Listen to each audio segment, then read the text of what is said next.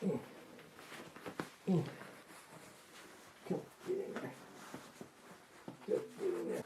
Suck it in. Come on. Wiggle out. Wiggle it. Ugh.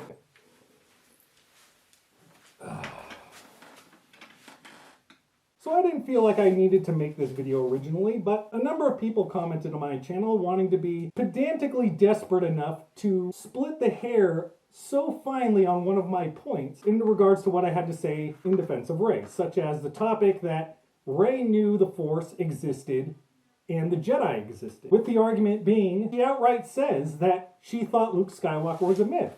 And that is somehow supposed to take away from my point, and when the point itself is the fact that she knew these things existed even as just concepts, to which someone like Luke Skywalker did not know about.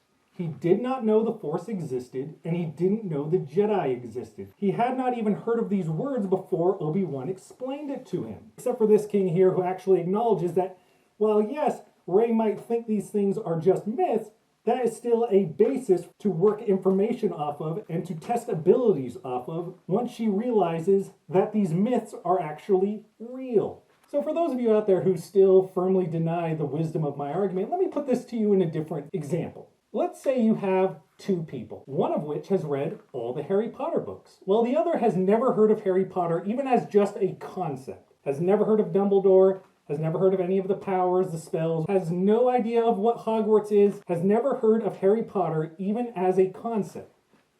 Now, take those two people and plop them into the Harry Potter world. Then have someone like Dumbledore show up as representative of Han with Rey in her situation as a credible figurehead, a legendary figure of that universe, of that lore, of that mythos, to confirm to them that, yes, this is real. These legends, these myths are indeed real. Which of those two people would have a better basis of information to go off of to navigate that world?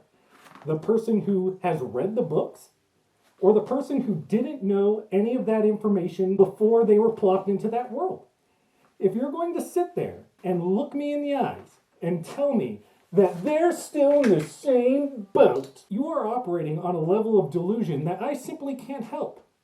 Because your hatred for this fictional character supersedes very simple logic for the sake of a hateful narrative that is utterly and completely manufactured. Hence why no one seems to be able to make a credible, good faith argument for why Rey is a poorly written, bad Mary Sue character without resorting to bad faith takes, hyper-exaggerations, willfully neglecting canon information that utterly justifies her abilities and her actions, or just bypassing it all for as weak of an argument as just saying, because bad writing, which I will not go into detail to explain. And we're supposed to continuously take your argument seriously? I don't think so.